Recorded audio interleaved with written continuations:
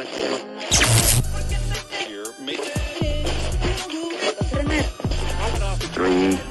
two, one, one, two, three, three, two, one.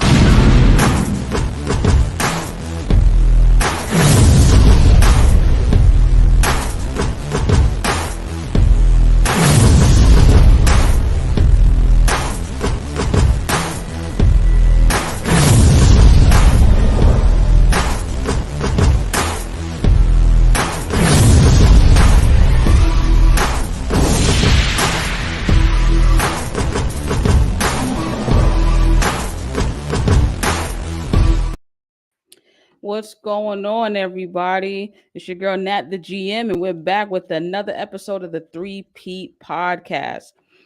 Missing my guy Jones and then my other guy Brian, but I'm gonna hold it down for them because right now I got gifted hoops. What's going on? What's good, Nat? What's good? I'm very happy to be here. I've known Nat for a long time in the Twitter Spaces community and things of that nature, so I'm very happy to be here talking hoops with you today, Nat. Yep, I love it. Gifted, thank you so much for coming on. One of the most gifted minds. I love that he calls himself gifted because he definitely is gifted. Have the breakdowns of the game that he does. Like if you're not following Gifted, follow him. But we're gonna do all the ats and everything, how you can contact us, everything at the end. But let's get into the week on repeat, y'all.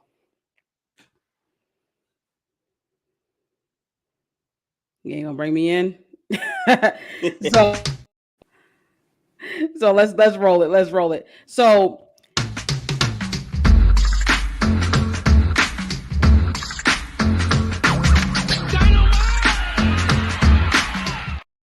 man, they got me with that one.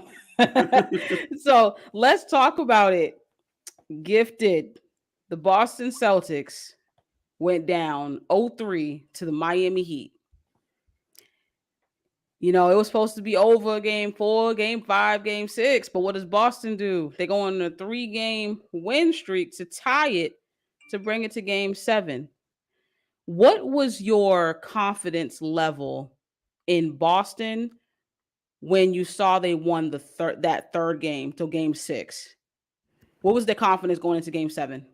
So for me, things looked very bleak at first, right? I mean, it looked as if the coach had completely lost the entire locker room, and they kind of mailed it in that game 3 when they got blown out. But the way that Boston fought back, I thought was great, but it was still concerning because Boston blew the Heat out, I believe, in game 4, right?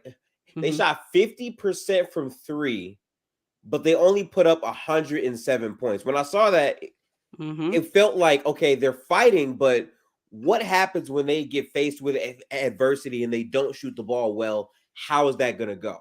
And then obviously we got game 6 out of that, but it seemed as if Boston was going to be that team that had a chance to come back. I just never put any stock in that at all, but because I just cannot accept Eric Spoelstra being the first coach of a team to lose 4 straight games after being up 3-0. 100%. I knew it was shaky, but I knew it was shaky for a while because I'm like, this is the same team from last year. You can add Malcolm Brogdon, but Malcolm Brogdon, they kind of turned him into a scoring guard off the bench because when coming in, he's always been known as a defender, but he can also like play make, and he pretty much a nice combo guard, everything. He can do a lot of things, but when he got here, he's just straight scoring. And I'm like, the defense, the prowess of his defense is not there. I don't know where it went. Yeah. And I'm like, okay, that was interesting. So minus him, this is pretty much the same team. How'd you get worse on defense? How'd you get worse on defense? And I've been struggling with them the whole season like that. It just didn't look good. It was like you had another year together. Derek White has a full off season. Okay, he's here. He looked great. He made an all defensive team. He looked great. Tatum in spurts looked really good. And Brown looked okay. Smart looked all right, but it just never gelled. So that's a recipe for disaster right there. that game 7, the first 30 seconds, right? Tatum, you saw that ankle, it just like that. It did a whole damn L. Like Very first possession of the game too. Very first first one. possession in the game. So my confidence goes from 90% to I think 35 to 40. It just plummeted from there, you know? What do you think? What is the next? So we can say Tatum and his ankle, right? But where else did Boston, in your eyes, go wrong in that first quarter? Like that told the story of I don't think they're gonna pull this off. It felt like the pulse and like the rushing of certain shots. Like Hmm. Miami was moving kind of slow to start the game as well, but Yep. you saw them like have that other level and turn up. But off the top, Miami defensively was still very much in the game. I feel like the sheer physicality and like attention from Boston wasn't quite there, especially after Tatum got hurt. It looked like the team was kind of shook a little bit in the moment, and it felt like kind of concerning seeing that, okay, the Miami Heat have not fully warmed up to this game yet, but they still have this early lead. It felt a little damaging for the rest of that game to me. Yeah. Um, when it comes to that game, and we got to talk about what's kind of been blowing up, obviously on Twitter for 3 days. Jalen Brown, yeah, he just can't. Yeah, like a 12 hours, like a late night space in that Jalen Brown stuff too. Yeah. Oh my, Peekaboo Brown, like when I remember a few years ago, right? And I'm like Peekaboo Brown, and people are like, Nat, no, Nat, nah. Like I'm like, man, listen, he'll show you flashes of some really good hoop, and then the other half, you'll be thinking, damn, where is Jalen Brown? What is what is he doing? He's still that guy. He's still that guy. And people are so shocked. I'm like, I'm not shocked. I've been watching him for 7 years on this team. In 7 years, right? He's gotten better at scoring. Absolutely. Um, he's efficient. You can give him that, right? And he's a pretty good on ball defender. He pretty good, decent, whatever. And then pretty good at times. But the fact still remains, right? The same things that he needed to work on 7 years ago is still kind of there 7 years later.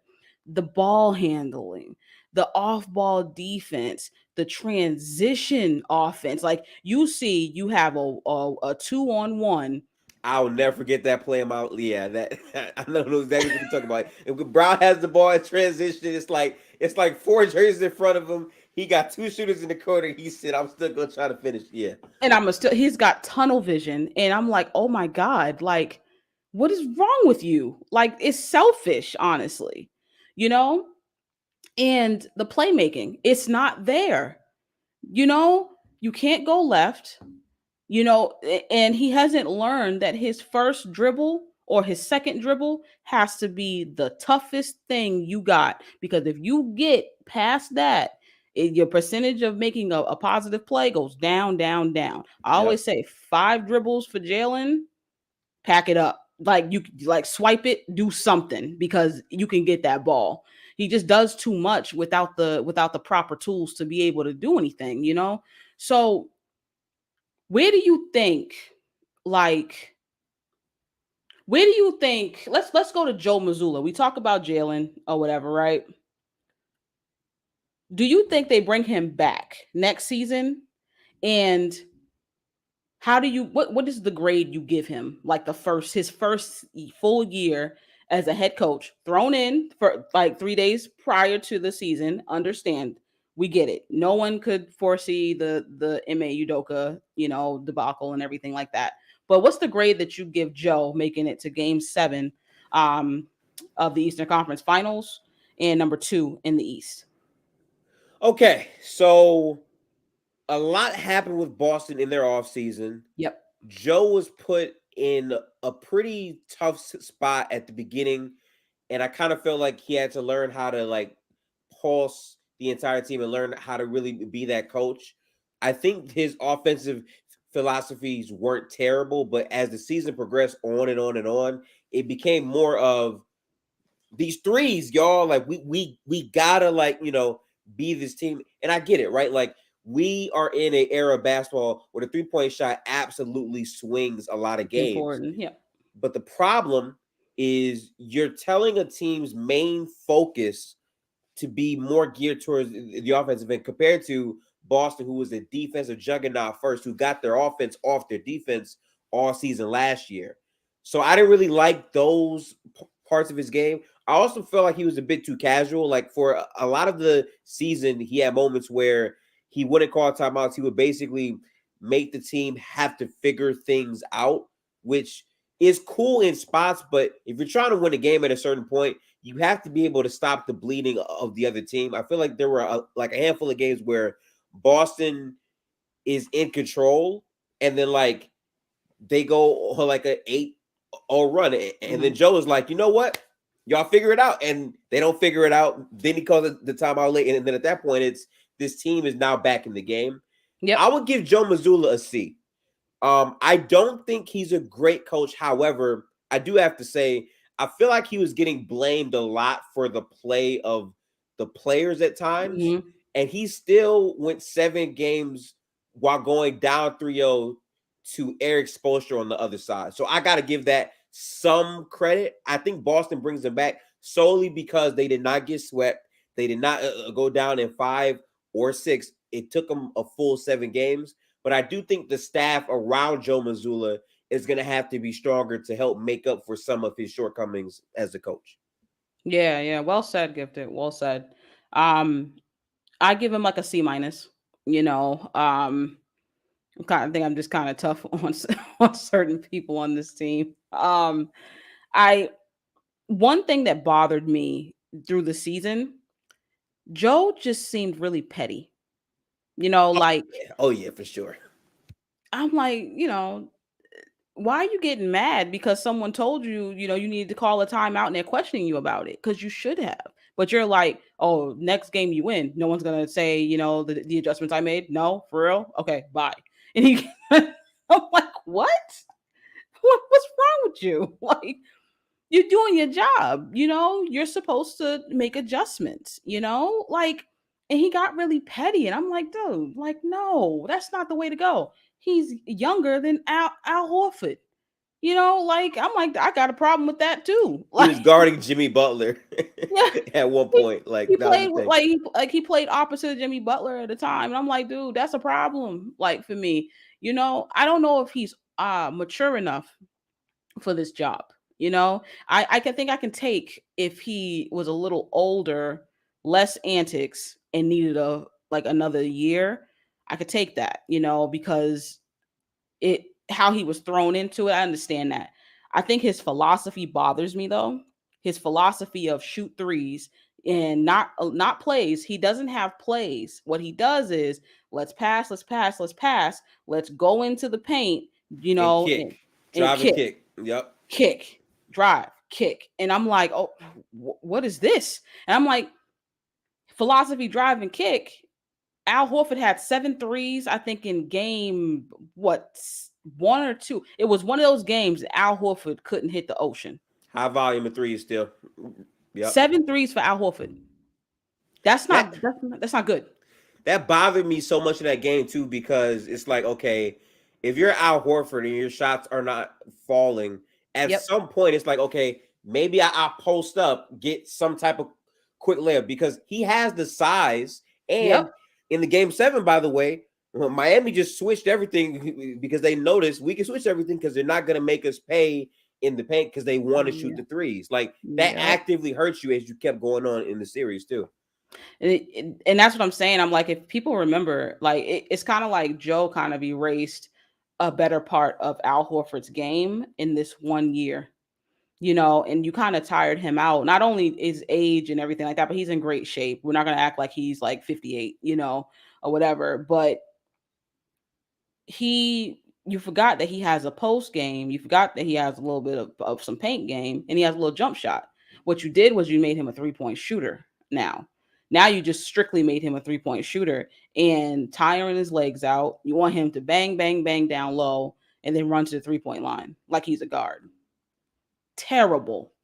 That was just terrible decision making. Terrible. And to me, that was terrible coaching, not utilizing your guys. Grant Williams hardly played when he should have. It was when it was too late, and he's an energy guy. That poking Jimmy and poking the bear and everything like that, the man did his job. He came out there and he did not fold. He did not lay down. I don't know why people got like, I'm sorry. NBA Twitter is so weird, right? Because they got mad at Grant for talking back, but to me, it was like Grant was bringing the intensity to the game, and the teammates didn't follow him in that. And I'm like, no, Grant is actually playing really valuable minutes. I'm pretty sure in that same game, he was like the only Celtic to actually score down the stretch and was hustling. I'm like, bro, where is the rest of that same energy from the team to back him up? You know what I'm saying? Yeah. Like, I love what Grant did in that game. 100%. Like he did what he was supposed to, and he's a guy, like, he tries. He's going to commit. That's one thing Grant's going to do. He's going to commit. It's sometimes he makes bad decisions, or sometimes the ball just don't go in his favor, but Grant commits all the time. You got to give a dude credit for that. A dude that can stretch the floor at 40% from that corner three right there. A guy that's going to guard, your 2s and your 3s and your 4s and your 5s. You don't just bench a guy like that. The guy's going to give you energy, especially a young dude. So there was a lot of mistakes that happened, but number one, I just don't like his philosophy. And that's really what it is. There's every great coach has a philosophy. There's guys that, their defense first, we want to play defense. Like Thibodeau has a philosophy. I don't like him as a head coach either, but it's a philosophy. His guys are going to bang and play 40 minutes, but I would like a coach with a little bit of a better philosophy with this group, with this core of guys. And also I think that even though Joe did get kind of just pushed into this, I think that his game might be better for an assistant coach position because he's really good at offense. I think that he does have some good ideas on offense, but it's just not, it's something that I don't think you can win a championship with. So that kind of concerns me, You think they bring him back? Yeah, I think the fact that they extended him before the playoffs shows that they trust Joe in terms of their relationship with him, and they believe that he should be the coach. I do believe that this answer would be quite different considering the way that you guys went out. I still don't think that Game 7 ended in a great fashion, but you were down 0-3, and people actually thought that you guys had like a real shot to make it and go to the finals regardless. And Joe did make key adjustments in that stretch up until Game 7 to help you guys out. But like you said, his philosophy is the main thing I point to, because basketball is a reactionary sport. Like, you have to react to what the defense wants. Like, as good as Al Horford is, the defense is fine with him taking all of these threes, 7 threes. It's less of Tatum creating and more of just shots. Like, you have to have a more balanced approach to the offensive end and better rotations. I feel like some of the rotations were like a tad bit clunky, but I don't want to blame him too much though, because everyone kept saying they need to play the double big lineup more, because last year it was brilliant. But in the series versus the Heat, and even before that, the double big lineup was a negative because Al Horford was slow on his feet, and Rob Will was just being put in many actions for threes over and over. Caleb Martin, Duncan Robinson, and I can't blame the coach, because I'm seeing like Jaylen Brown and even White at times just not be able to keep up with Duncan Robinson off the ball. Like, that's just effort to me. That's effort, 100%. The double big lineup, first of all, another part of coaching is lineups are situational too, so that's coaching, like the double big lineup was not going to work and be of a positive in the Miami series. There's way too much floating going on. You got to get to this 3-point shooter. You got to get here. You got to get there. It doesn't work. Where it did work, the Philly series. Why? You got a big that holds the ball for 20 seconds. And you have PJ Tucker as their starting four, who you do not have to respect. So it's like, you ain't got to respect PJ Tucker. So you can get away with a double big lineup, but then you don't go back to it. You know, the next series, because they play differently. Teams play differently. Teams have different philosophies. So therefore, you just can't like stay with the same thing and just be stubborn. So I think it bothered me also that, like, same team, like I said, but defensively, it's like they just weren't there, you know, and I just couldn't believe it, especially with guys like Smart on the team, you know, and Derek White. Derek White was really good. I can't really fault him for too much defensively, but I think he gave effort pretty much all the time, but it wasn't cohesive. So I'm not shocked at, you know, how things ended and where we ended up at. My next question for you, though, Jaylen Brown, Supermax. Talk to me. Are we giving Jaylen Brown, from your brain, do we give Jaylen Brown a Supermax, or would you deal him? This is so tough because what I would do and what the Boston Celtics are going to do are probably two different things. Of course. I'm starting to get a strong inclination that Boston might pay Jaylen Brown. And I hope I'm wrong. I hope they don't do that. And it's not because I hate Jaylen Brown as a player. I think as a player, he has his strong moments. Absolutely.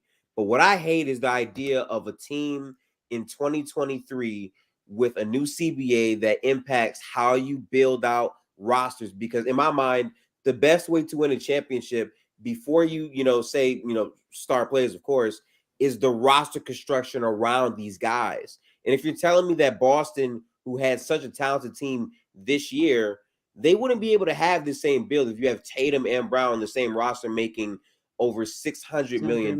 Like, it's just hard to do that. And then there's other holes in the roster beyond those two guys. Like Al Horford, much respect to him, right? Like, last year's playoff run, I thought Al had some big moments. Like in that Nets series, it felt like he was damn near the most impactful player out there sometimes. 100%. He was that good. But Al's getting older. And like, realistically, you have to sell while guys are high to get a good roster moving forward. And I think with Jaylen Brown, his problems with handle are something we've all known. It's funny because this year his handle is probably the best it's ever been, and it's still not good enough. Yep. So like giving him this much money, especially when the processing issues against good defenses, how to pick apart a zone, and also despite the fact that he had more turnovers than assists, I'm looking at the shot turnovers. Like you getting a stop on the other end and you taking a 3 in transition instead of saying, hey, I'm Jaylen Brown. When I commit to trying to get to the basket one-on-one, it's hard for people to really stop me. That added to why he was so inefficient in the series, especially when the narrative, right, is that Jaylen Brown has moments where he can outplay the best player. So if that's the case, if Jason Tatum doesn't have it going, this is where you show up. This is where you say, hey, I'm Jaylen Brown. This is why I should be featured more. But when you make decisions like that against strong defenses, it takes away from how good people think you really can be. Because ultimately, to win a championship, you got to beat a really good team. That's just what it's going to be. And like, you guys have had so much success in these past years with them. So because of that success and that equity, and also Tatum's relationship with Brown, it makes me feel as if Boston is going to pay him. And I don't know if that's the right decision for the franchise moving forward. Jesus Christ. We know what I'm going to do. We're going to take a quick commercial break and we'll be right back. And I'll get to my opinion on what you said on this Supermax with Jaylen Brown. Underdog Fantasy is here to save your post-fantasy football season blues. The easiest place to play and win with the Underdog Fantasy app. Get up to 20 times your money in a single night with our Pick'em contests.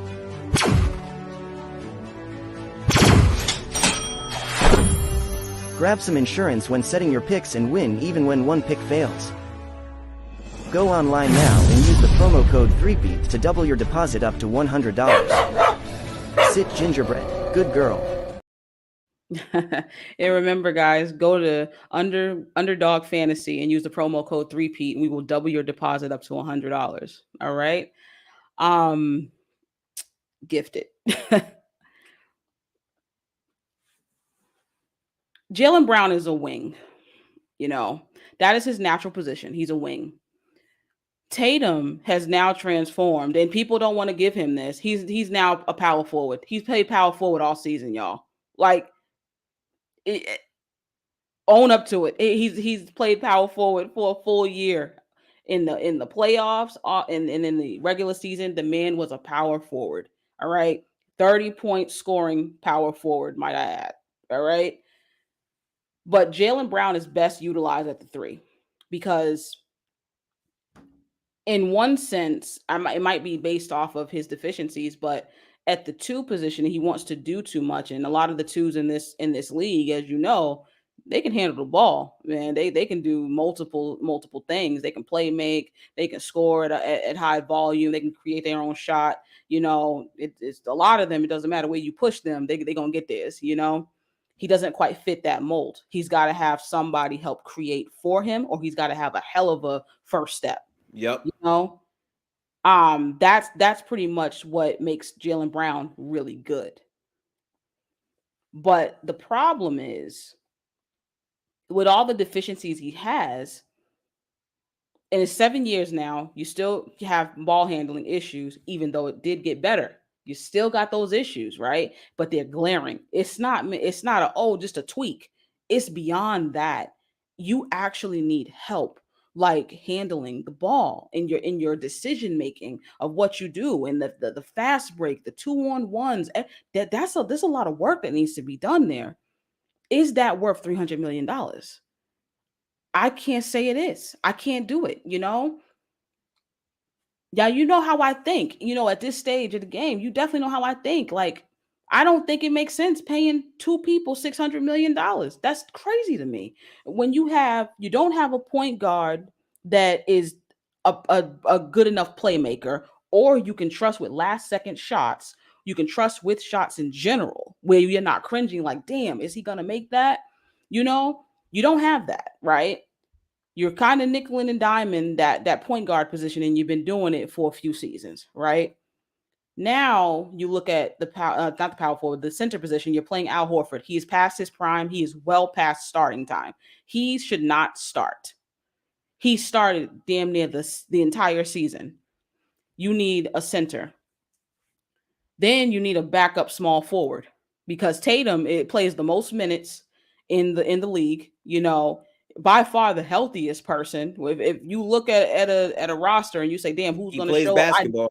Yeah, I know Tatum going to play. I know that man is going to be on that floor, But this is the thing, though. You have so many other holes. You really going to tie $300 million more into one person that does not fill that hole? That doesn't make sense. Basketball is it's a game of trends, right? Boston does not follow any positive trend except the elite wing in Jason Tatum. They got one of those. Other than that, where is your point guard that can score, and also play make, and you can trust with those shots? You don't have that, right? Other teams do have that. They got guys that they can make free throws, they can hit threes, they got a mid-range. You don't have that. You have a guy that you pray is going to make that shot. That is different. You don't have a center, a versatile one that plays both ends of the floor, and you can do some pick and roll with and pick and pop. You don't have that. And Al Horford is past that prime. That was 6 years ago, Al Horford. That man can't do that today. So now what?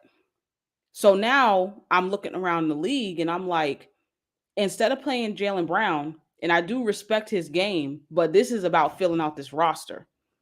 Do you trade Jaylen Brown for a point guard or a big? What would you do? Oh, man.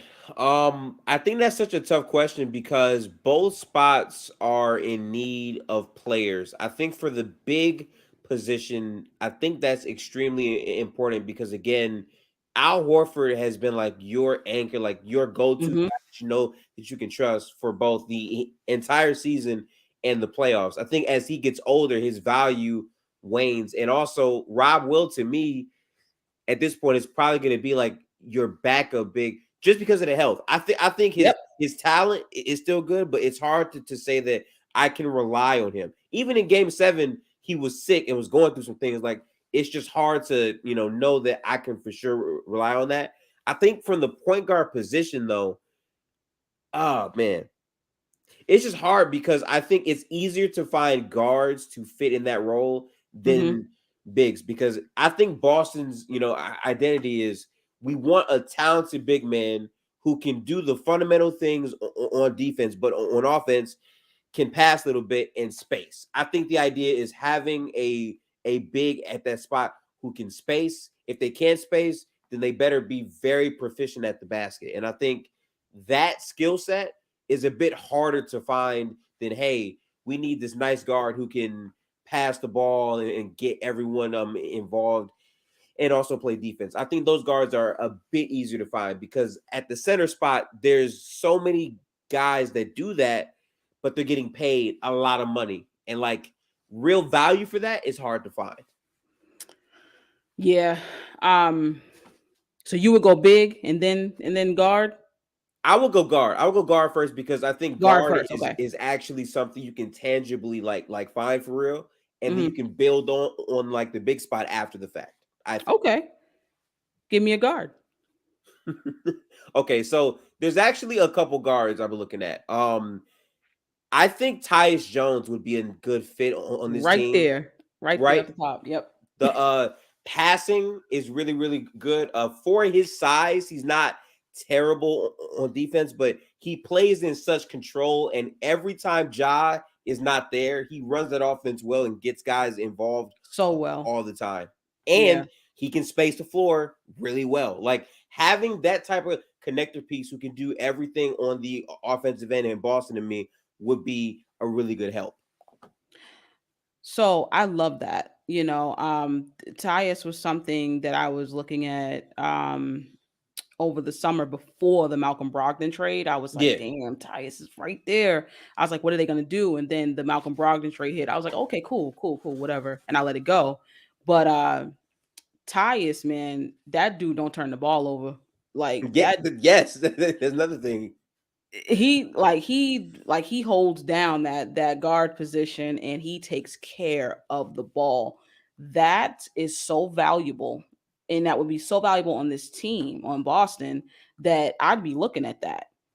Now, it's clear that I think that they would be nice trade partners with each other, Memphis and Boston, because I think that they have too much of certain things and not enough of other things, right? They Right. got their star, point guard. Got him. He's having some trouble right now, but I think he'll get it together, and he'll, get back to playing, elite basketball. They got Bain, who is a 2. They Two. don't have a small forward, you know, but they got Jaren Jackson, Steven Adams, and then they have Clark. Where's up Brandon Clark, right? Right. So they got a lot of bigs, no small forward, and a guard that they can let go. I think that that's a match made in heaven, when it comes to that, because I'm thinking Tyus Jones. And what you think? Do you think they give up Jaren Jackson? Oh nah, no shot. Am I dreaming? Oh my god, can you imagine if you guys had Tyus at the one JJJ? Oh man, it's a very good team. The only problem with it is while Tyus is very good, the value side from Memphis has to make sense because if you're trading Jaylen Brown, you want ideally more than a Tyus Jones player back, like picks Not 1 for potentially. 1, 2 for Right, 1. right. So, 2 so for 1, like yeah. you would need to get another value player back. I really wonder if they would give up Tyus and Bane. I don't know if they're in that business mode of it. That's really tough because JJJ, I think they really believe in, and he's literally on the best contract in the league. His contract is front loaded. So in his best years, he's making $23 million a year, which is nothing for Yes, for what he gives you, what his right, value. Yeah. right. So I mean, it depends like on how they value. They need a wing. They need Ain't too bad though. Yeah. a good wing. They need a good one. And I don't see another one on the market that will be up for them, that they have the pieces to, swap and trade. So Memphis and Boston, I could see that, Okay. And I think both sides, like if you think about it, they both underachieved, but for different reasons. Boston, they were, title contenders. They were supposed to go to the finals. They did not make it. And they kind of limped their way, to the Eastern Conference Finals, just not playing that great basketball. They just had some heroics, from guys. And then Memphis, they was out. They only won one game. That they only won one or two games. They won two? Yeah. They won two. Shit, it felt like one. They won two games. And they were gone in the first round, and I thought that they would actually beat the Lakers in that first round because I thought that they would run them off the floor. I thought that they were just going to be high energy, make a lot of shots. Ja was going to be the best player in the series. None of that happened. I think the lack of front court depth with their front court rotation being hurt them. But also the flaw that I've always seen from them is they don't really have a consistently great half court offense. I think Ja 100%. Is still learning how to fit into that mold more. Bane is getting more involved in terms of his pick and roll, sure. But as a team, they really want to turn you over and run. If they can't do that, it's hard. And in that entire series, Anthony Davis was just a monster defensively, and they couldn't really do much with him. So no, definitely. Like I said, I really wanted Ja, and I thought Ja was going to be the guy in that series that was going to really like just run all over the place and nobody was going to be able to guard him. And it was just like, I felt like he was guarding himself, honestly, because he wasn't all there. Granted, he had a lot going on, I think, and I think he just couldn't get his mind into it, and then obviously no Steven Adams, no Brandon Clark. It changes some things, and Jaren Jackson, he gave his all. He was trying. And then you got Dylan Brooks over here shooting 11 threes a game and making two of them. Gifted. I remember, right? We were on Twitter. And a couple years ago, somebody said Dylan Brooks can score 20 when he wants to. Yeah, okay. I said 20 what? 20 was a great question because I don't know what they talk about, man. 20 what? I was like, a liability.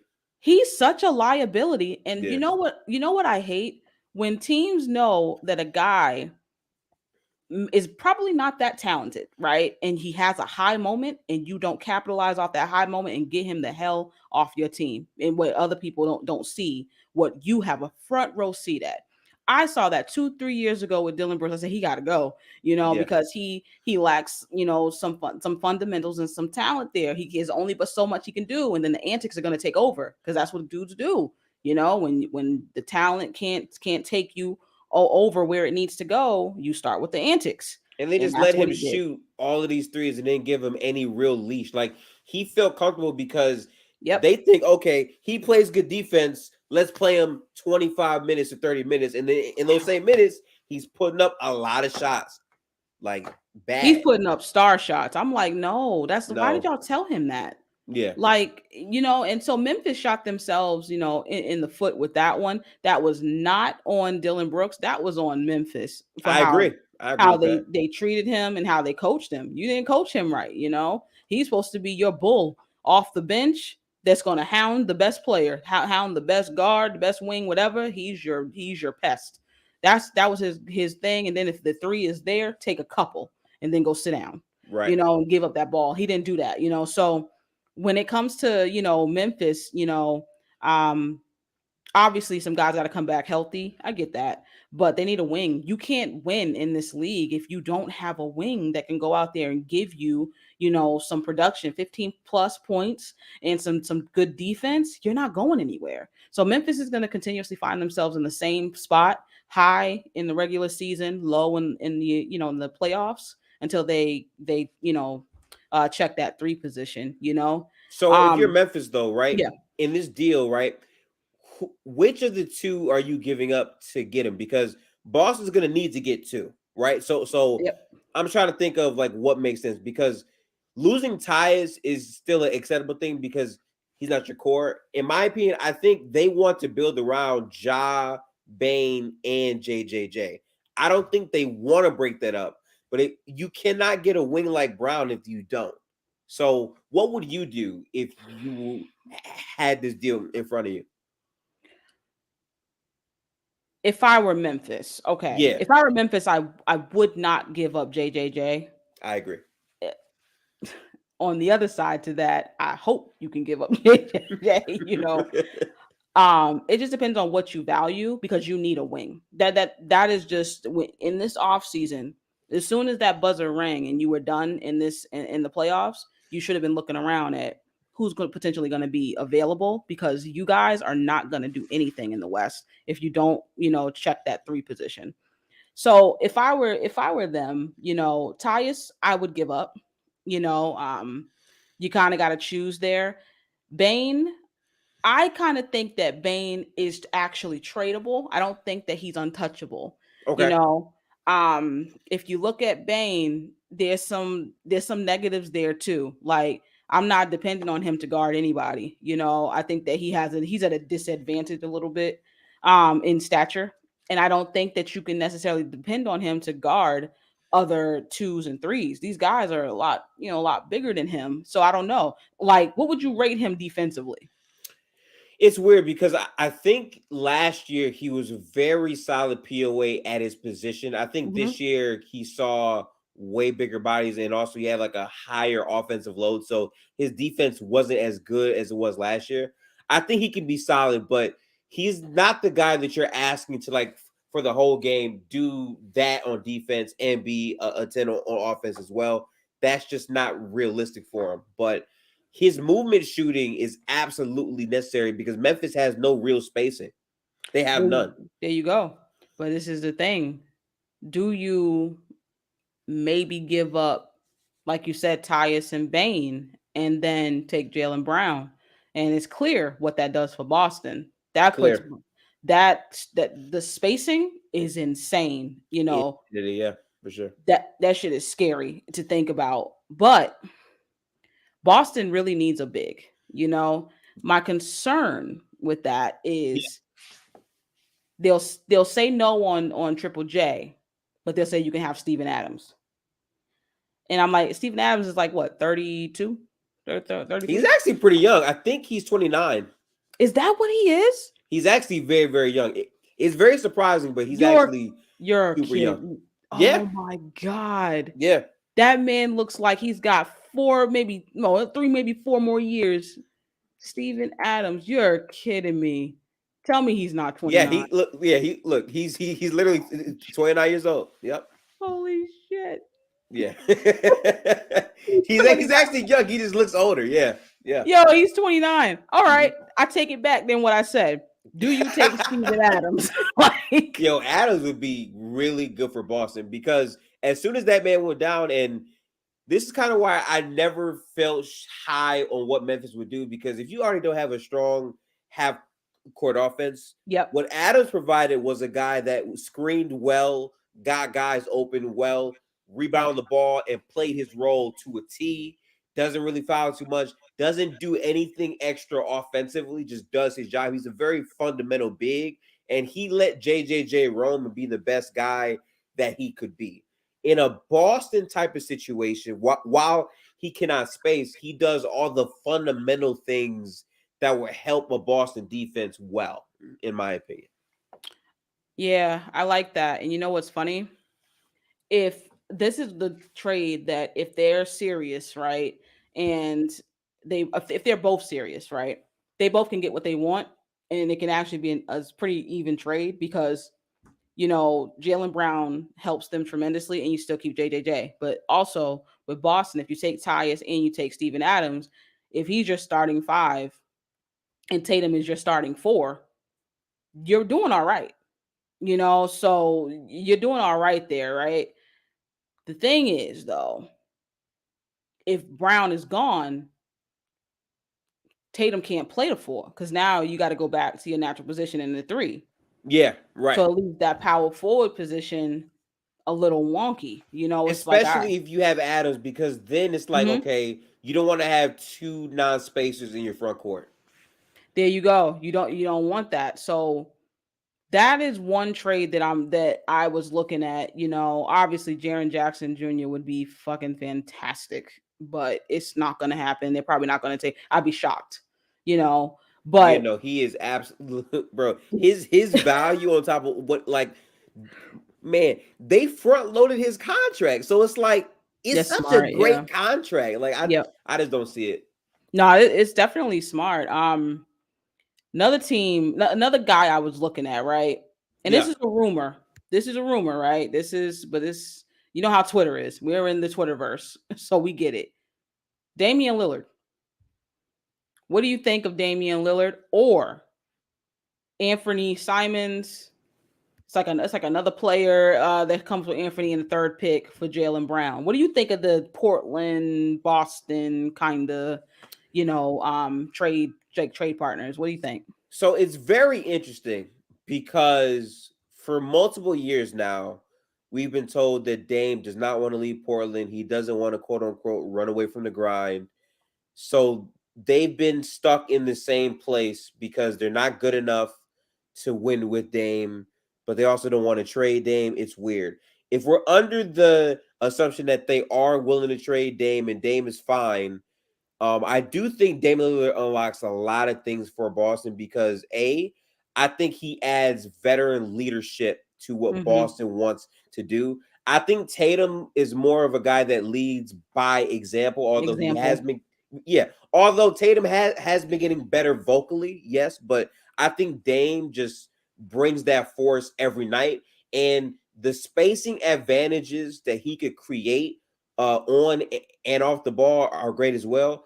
Also, I would love to see the Dame and Jason Tatum 2-man game pick and rolls. I can just see that right now. Like, there's so many positive advantages. But as good as that is, while he's another guard that can actually get to the basket as well, because he just had his best offensive season where he was actually getting in the lane and shooting threes. That's great. He is food on defense.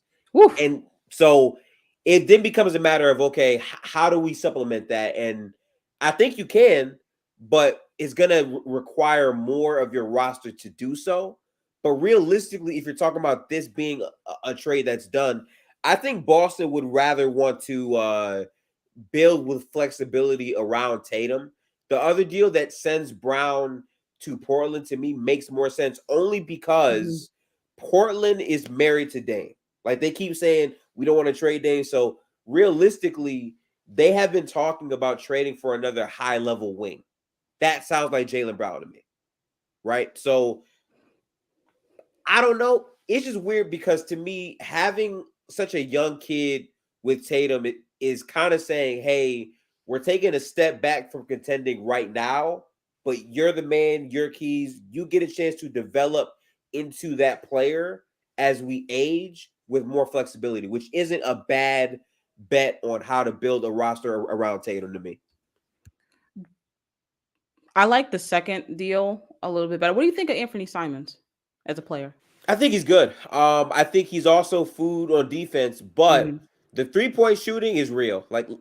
He is a great movement spacer, and I think Boston is really missing that because they have a great roster of guys who can shoot, right? But it's a difference when you know that, okay, this guy can run off the pin down around the court while Tatum has the ball. Like, there's so many actions that creates for your offense having a guy who can shoot high volume. The shots selection needs a bit of work. He's not that great, but he shows craftiness, and the potential for him to get better is there. Pairing that with that 3rd overall pick could give you some real dividends. You know what's funny? I like the second trade, not involving Dame. I'm not high on guys that don't commit on defense. So it just kind of like, I feel it. Offensively, I love to watch Dame, but defensively, I've seen him kind of like, if he doesn't have the ball in his hands, I do see some standing around and like, you got to do something else, Dame, because you just can't have the ball all the time. So that kind of bothers me a little bit with Dame. Getting Anthony Simons, in that third pick, I was thinking, can you trade that third pick and maybe get a big? See. Listen, this is people. This is why I rock with that, because we be thinking the same on a lot of basketball stuff. Because fundamentally, the value of getting the third pick doesn't even have to be to draft it. It would be to flip it to some other team for another real asset. And I don't think that's a bad look. I'm just trying to think of like what's the best out of big, because you mentioned Porzingis. I think Porzingis would be good for this team. I think the defensive build and the spacing just gives you a lot of flexibility. It's just hard to think of bigs that could actually like play paint defense in space. I think Porzingis is one example of that. Mm-hmm. And if you're telling me that their team gets the third overall pick, they would be with that, because I think they're like in this weird place where it's like, okay, we just paid Beal all this money. We don't exactly know what our core direction would be. So them trying to get that pick from you guys, if you made the trade, wouldn't really surprise me that much. And honestly, that is just what I would do if technically I would Boston. I'd take Jaylen Brown, send him to Portland, team him up with Dame, and you take the third pick, Anthony Simons, and I think they said Shaden Sharp, right? From them. Oh wow. I think that's what the trade was going around on Twitter. But you take that third pick and then you say, hey, let's look around, Washington. I think that Porzingis has one more year on his. I think he has a player option. I think he's going to opt in. Yeah.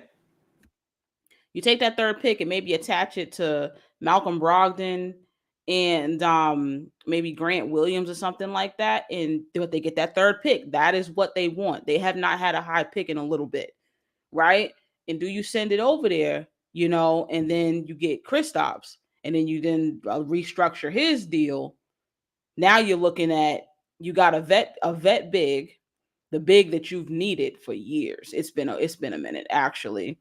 You got Tatum, Anthony Simons, you let him develop. Shaden Sharp, you let him develop. Now what do you look like in 2 or 3 years? So right. That's what I'm looking at, for Boston. So what do you think about that? You think you I think that's interesting. As far as the Shaden Sharp piece, I think Sharp is really good. I just think Portland might try to retain him. I keep forgetting who the other player in the deal possibly was. I don't believe it was Grant, because they want to pay Grant. I don't remember. I don't think it was Grant though. Okay. Because that third pick is of high value. Absolutely. So I know it was Anthony Simons, that third pick, and blank. I just don't remember that person. Yeah. But what are you gonna do? I mean, that third pick will take you far. And you can trade it. Other people need that pick, and to restart their franchise. And I think Washington would be the team to do it. But what do you think about Karl Anthony Towns? What do you think about Cat? So I like Cat a lot. Cat does a lot of things well. However, what has been proven to me, sadly, is Cat is not a consistent riser in the playoffs. I think he commits a lot of terrible fouls on the offensive end and also on the other side of the ball. And he has a lot of limitations defensively. Mm-hmm. And that, like, he's really good. But the problem is when he's not locked in, like, you can put smaller guys on him and it can bother him sometimes. I think that doesn't outweigh what he is defensively. And I think for Boston, if you're going to build around Tatum, you really want to go with a more defensively slanted build. 100%. So I don't think Cat and Tatum really moves the needle for me. Yeah, and I would agree. I'm high on Cat, but not third pick high on Cat. I agree with that. Yeah. I do think that, you got to look around the league. Kristaps makes sense. The Memphis one makes sense. If you can get Steven Adams and Tyus, and then maybe, you have to revisit Cat. Other than that, if you look around the league, I don't really see bigs that are just going to come in and make sense. It's hard to find. It's Yeah. hard to find. It's hard to find. Hard to find. We got a few more minutes. I do want to throw it out there and thank you for talking about that trade stuff and fixing Boston because we gotta fix Boston, man.